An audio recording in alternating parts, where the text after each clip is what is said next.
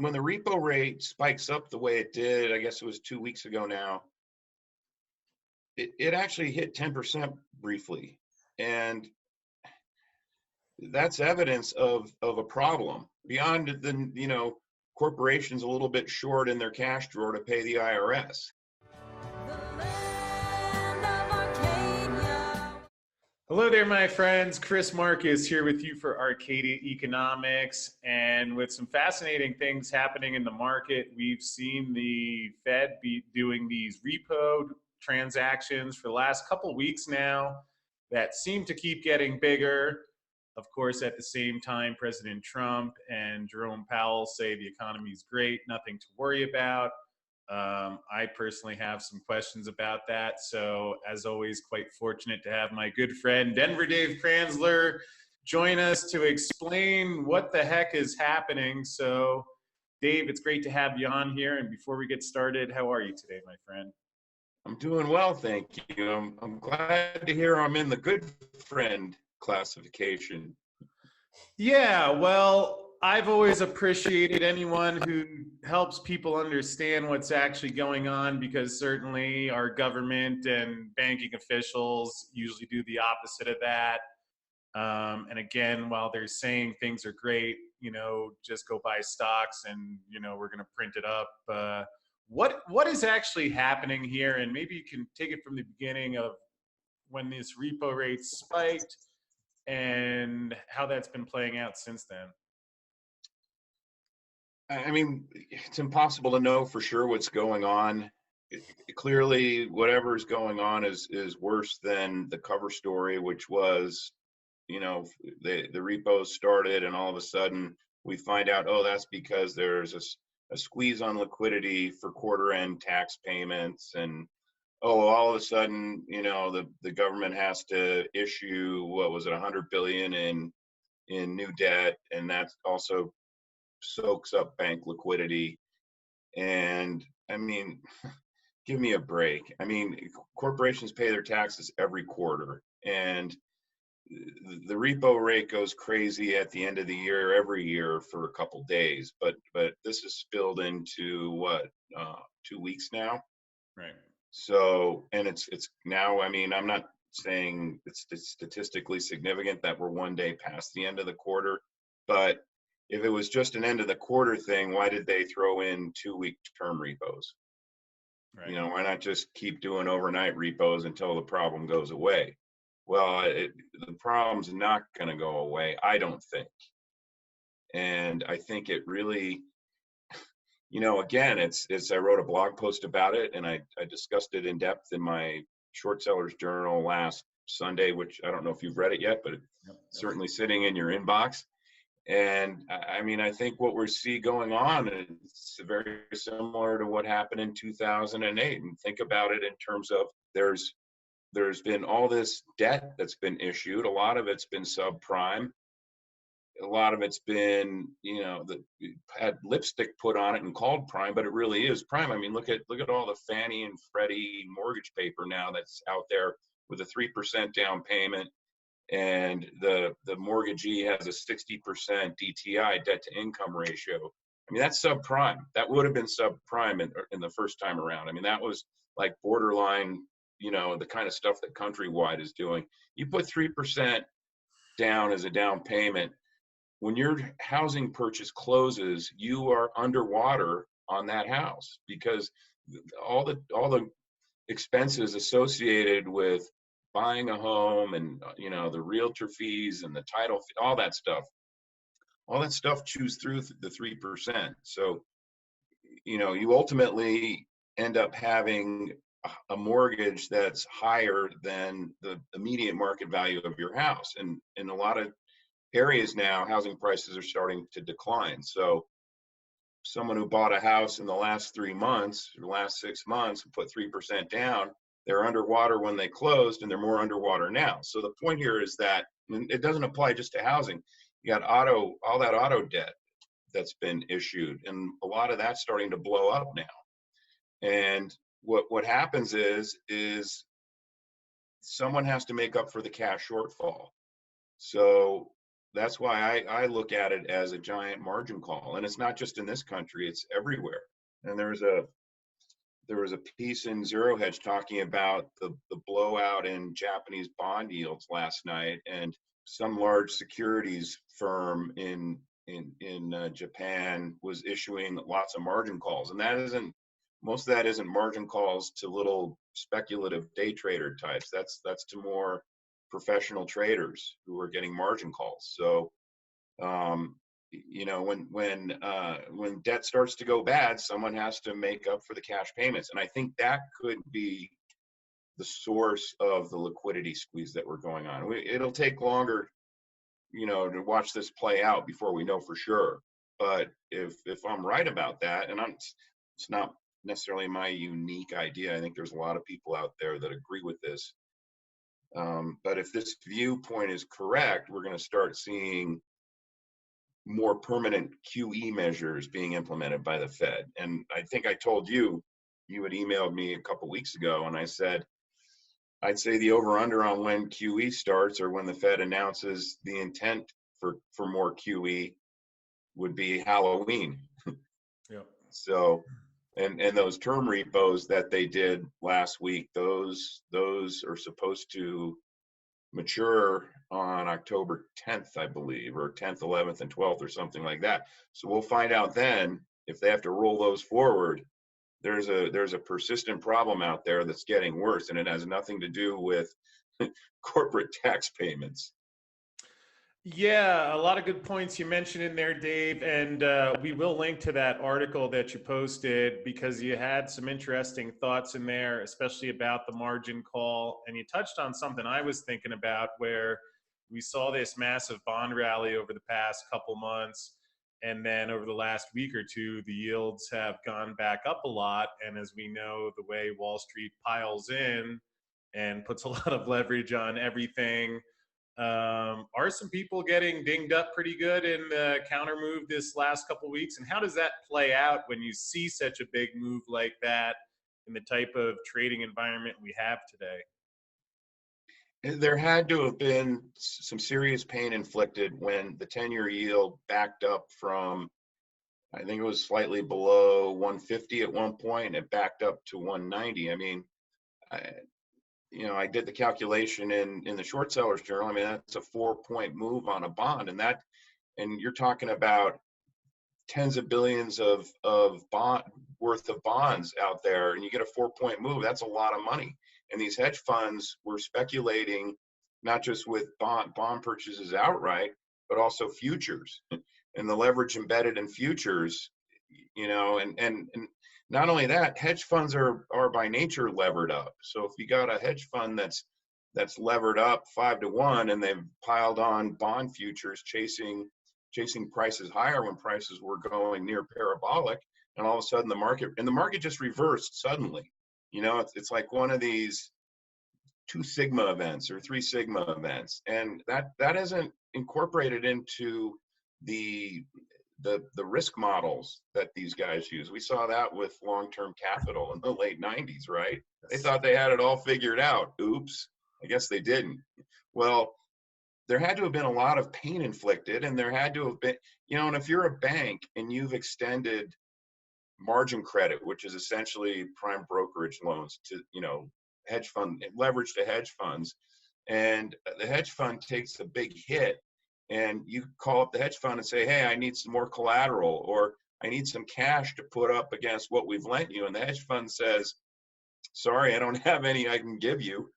I mean, then the bank has to reserve against that. And that could be this, I don't know if you follow me there. It's kind of like a follow the money thing, but when a bank can't collect payments against an asset, and an asset in this case would be the loan extended to the hedge fund, it has to increase its reserves against that. And I think that's part of what we saw going on.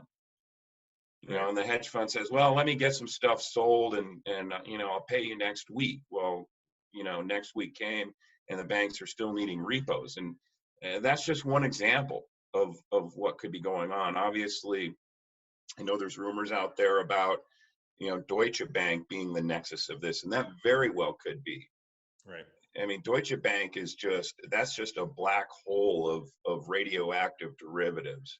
So, I mean, no one knows for sure. And whether or not the Fed has an idea or an inkling, they'll never admit it, but it certainly is something that goes well beyond quarterly corporate tax payments when they had to put in the 2-week term repos. And the term repos are QE light, right? I mean, the repo transaction is supposed to be an overnight collateralized loan between banks, right? And so when you turn it into something that's 2 weeks, that's not an overnight loan. And I think the term repo was actually implemented or institutionalized by Bernanke. I'd have to go back and look at the history, but I don't know that they really existed before Gift that keeps 2008. on giving a decade later. Right.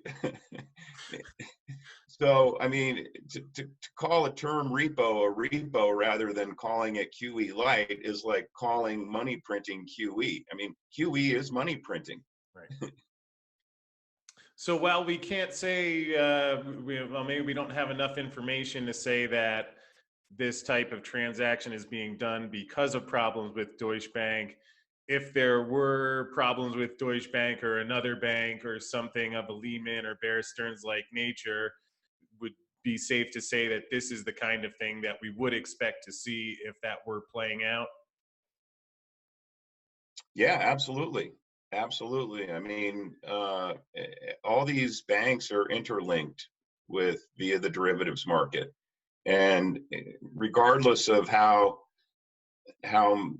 computerized they've made this, and some people think that the clearing operation that was put in place is going to be a buffer zone to prevent what happened in 2008. Well, guess what? The clearing agents and the ones who are on the hook for clearing these derivatives trades are the same banks that are probably over their skis right now with derivative exposure. And it gets to a point where, you know, with credit default swaps and laying off risk, I don't think you ever really know who your ultimate end counterparty could be. I mean, it could be the Central Bank of Italy, and we know Italy's got big problems. It could be Spain, and we know all the Spanish banks have problems. So an innocent little credit default swap that you decided to take some risk on may end up being tied to the bank, you know, some bank in Spain's ability to pay that, you know, make good on the other side. And it's just really it's a tangled web of, you know, imagine a nest of spiders on LSD all creating their own webs on top of each other. And that's probably a pretty good analogy for what the global derivatives market is all about. Yeah, I agree with what you're saying there. And it's interesting how a decade ago we had these banks that were too big to fail. Now they're even bigger and closer to failure, seemingly. Along those lines, one of the phrases I've heard several folks mention as they've covered these repo transactions is that some interpret it as a sign that the Fed is losing control. Do you feel that's accurate, or is that what's happening now? I mean, when the repo rate spikes up the way it did, I guess it was 2 weeks ago now, it actually hit 10% briefly. And that's evidence of a problem beyond the, you know, corporations a little bit short in their cash drawer to pay the IRS. And it's evidence that something profound is going on behind the scenes that the Fed doesn't have a handle on. I mean, if it was just what they said it was, then the Fed could have made that liquidity available for a couple weeks to the banks without the repo rate spiking up the way it did. I mean, the repo rate spiked up like that because something unexpected hit. There were banks that came in and said, we need money, we need cash now, and we'll pay up to 10% for it on an overnight basis. And oh, by the way, that's collateralized. And the banks that had money said, no, thanks. We don't want to lend it to you, and we don't want to take your collateral. That's essentially what I believe happened behind the scenes. And so the Fed has to come in and make the liquidity available. So some people have tried to tell me that it's, collateral. The banks who have cash are the banks that have supposedly liquidity sitting in the excess reserve account at the Fed, right? And that's about 1.3 trillion. Well, that excess reserve account was funded by QE. And I always said that was put in place because the Fed knew that this whole thing's going to happen again, and that was the buffer zone. Well, it's gone down by 50%, and I haven't read anyone anywhere who's tried to explain what happened to that liquidity, or that 1.3 trillion in excess reserves. I think it was probably has been used to shore up the reserve base at the banks who were entitled to use those reserves for that. And I think so there's 1.3 trillion remaining in there. Why aren't the banks willing to lend that out? Well, either it's not there, it's been pledged already, but it's still sitting in there for appearance sake. There's just no way to know. And that kind of goes back to one of the reasons that the Fed strongly opposed ever being audited, because there's plenty of stuff that goes on at the Fed behind the scenes that would be useful for financial market participants to know about and other banks to know about. And we'll just never know. Could you even imagine if we ever got even like 1% of the truth of what goes on inside the books of the Feds? I mean, it's got to be the most stunning concoction you could imagine. Well, I've always told people, and I may have said this to you, I mean, think about how corrupt we know everything is behind the scenes. And that's just based on what we can observe and what we can infer. Well, the truth is probably 5 to 10 times worse than what we even think it is. No. It's incredible. Every time I think I've discovered something where I feel like I have some idea of what's going on, I just remember that's the tip of the iceberg, and right. Who knows what is really going on behind the scenes. Although, and quite frankly, I don't think the Fed even knows what's going on. I mean, that's, the banks lied about their derivatives exposure in 2008. And that's part of why what happened. And so, I mean, do you think all of a sudden Jamie Dimon got religion and became honest, and he's told the Fed everything that's going? He doesn't even know everything that's going on at his bank. I can tell you personally, because I was on a junk bond trading desk, and we used to hide positions. And back then, the risk Nazis, as we called them, they actually did their job. And back then, that was actually when regulations were still somewhat applied. And the risk people especially follow the rules. Well, the risk people at these banks don't follow the rules anymore. They just look the other way. Yeah. But we would hide positions and get positions off our book for year end because we didn't want these guys going through our books, marking them down, because it would affect our bonus pool.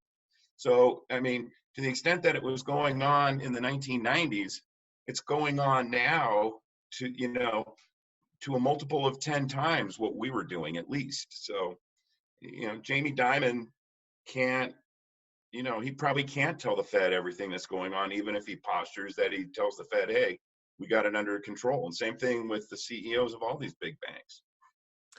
Yeah, and it's interesting. We had our meetup event here, the Monday morning coffee and metals, which we hope to get you out to soon, in the near future. It's too early for me, man. But we were talking about how, people still look at the Fed as if they've really got this dialed in, and inflation's 1.2%. We're going to do a repo and we're going to get it to 1.35%. Again, this is the same group of guys where you had Bernanke, Fed chairman, flat out acknowledge he can't understand gold. Nobody really understands gold prices, and I don't pretend to really understand them either. Thank you. Mr. Chairman, thank you very much.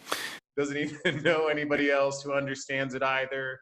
So, I mean, the idea that these guys are going in and tweaking it where it's like some surgical precision, I mean, it's pretty far-fetched, right? It's absurd. Bernanke was lying when he said he didn't understand gold, and clearly his predecessor understood it really well. And I'm sure Bernanke read Greenspan's Golden Economic Freedom, which is the most brilliant essay I've ever read about why gold works and why a gold standard works. So Bernanke was just a bag of lies for, I forget how long he was in there, 8 years or whatever it was. You know how you knew when he was lying? His lips were moving. Yep, that's traditionally the Fed move. And speaking of which, with our current Fed chairman, I actually did listen to his press conference following the last meeting where they cut rates, said everything was good. Someone did ask him about these repo transactions, and he talked about a little bit, but is it somewhat disingenuous that he comes out and tells the public, and again, the majority of the world, I don't think, is sitting there trying to figure out what a repo is. I remember on the Merrill Lynch internship in business school, I sat with some of those guys and it just melted my brain.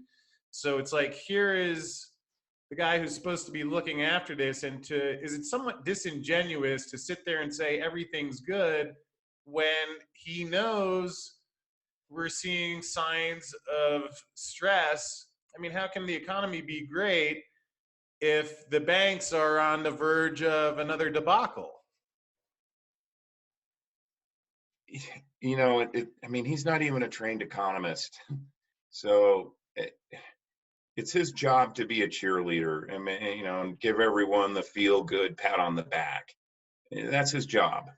Yeah. Because if he came out and said, we're on the verge of a financial crisis, blah, blah, blah, I mean, the Dow would be down 1,000 points. Yep. So the extent of what he knows is, I believe, and John Titus, Best Evidence Videos, has done a lot of research on this. As far as he could tell, and I agree with him, I mean, it's the Fed research area that really probably is more on top of what's going on. And so he probably only knows what they tell him, and who knows how much they tell him.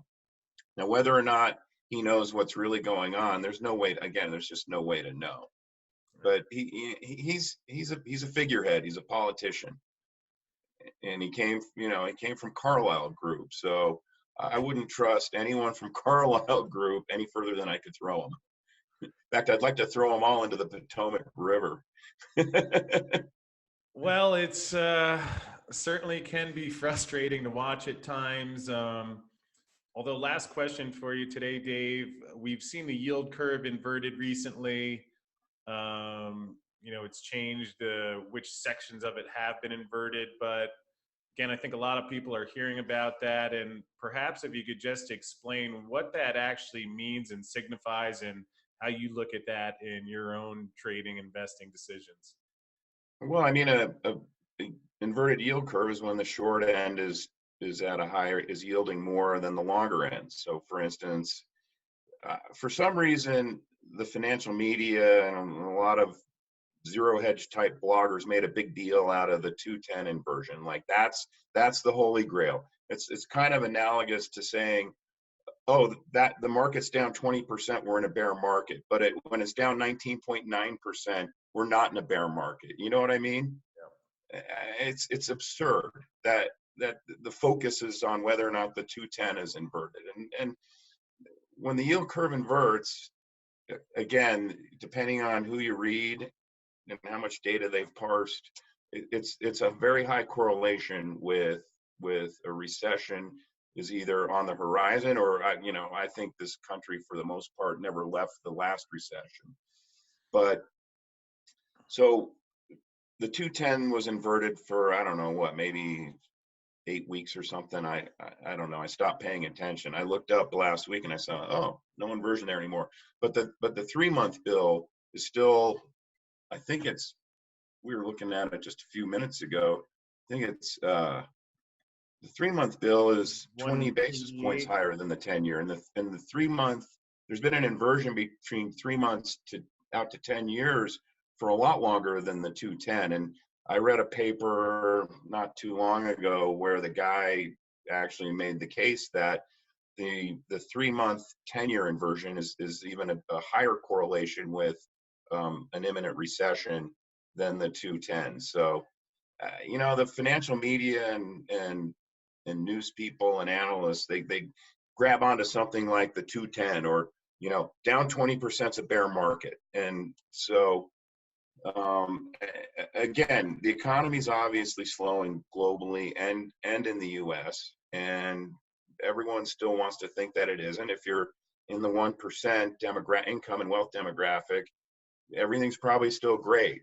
But there's plenty of people out there in the bottom 90% that are struggling to make ends meet. And that's why we're seeing debt levels soar, credit card use soar, et cetera. So everyone wants to try and stay on that gerbil wheel and maintain the same lifestyle, and they need debt to bridge the gap. And that's why, the debt has soared to record levels. And that's going to be part of the problem. When a lot of that debt starts to default, we're going to have a blow up like we did in 2008. And they may try to preempt it by printing a lot of money. But they're going to have to print more money this time around than they did last time around. So in terms of how to trade it, I mean, this market's nearly impossible to trade on a short-term basis because it's so choppy. It hinges on Trump tweets, about the trade war. Now it's also one of the hinges is this impeachment thing going on. What's amazing to me is that what's going on in the repo rate doesn't really seem to bother the stock market and the repo market. And that's probably the biggest problem. I mean, the trade war is what it is, and there was going to be a recession whether we had a trade war or not. And a lot of it is just, a cyclical credit-related slowdown. You got debt cycles now in a fractional reserve fiat currency based economic system. So again, I think the best thing you can do is, if you're sitting on these high flying stocks, just take profits and start buying gold and silver. And when gold and silver get hit the way they've been hit over the last week, buy more, buy the dip. Well, I appreciate you mentioning that, and appreciate the things that you write and blog and share in your journals, because yes, certainly some of the things going on in the world are not what I would describe as ideal.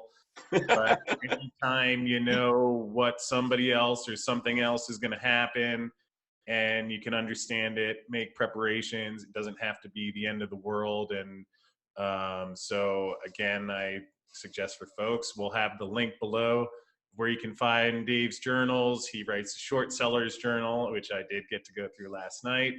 And mining stock journal is coming out this week, Dave. I'm going to put it out early if I can get it done today. I'm going to put it out today instead of Thursday. So I want to talk about, for my subscribers, what's going on in the precious metals market and how I think it should be navigated. Well, I'll be looking forward to reading that. Perhaps just in closing, you can share the website where people can find that, and again, appreciate what you're doing. First of all, I think you are polished enough to run the Fed, because to say that things going on in the world right now, less than ideal. Oh, you don't say. Okay. So I'm going to nominate you you're going to vote for Nibbles in the next presidential election. I'm going to put your name in the next Fed chairman. Well, I'd actually love to be the Fed chairman, because in my quest, I know some people have this goal of dominating the world, suppressing people against their will. I'm opting more for the lazy man's approach of just relaxing and enjoying. And the best part about being Fed chairman is really all you have to do is nothing. So if you want to nominate me, I'll go in there and say, all right, everybody can go home. Let's let the free market work. And I think that would go great.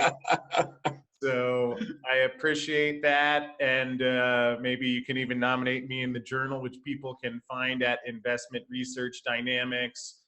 And again, just appreciate you breaking down these things, because people can understand it, they can make good decisions, and you've really been a great resource for doing that. So thank you again for joining me, Dave.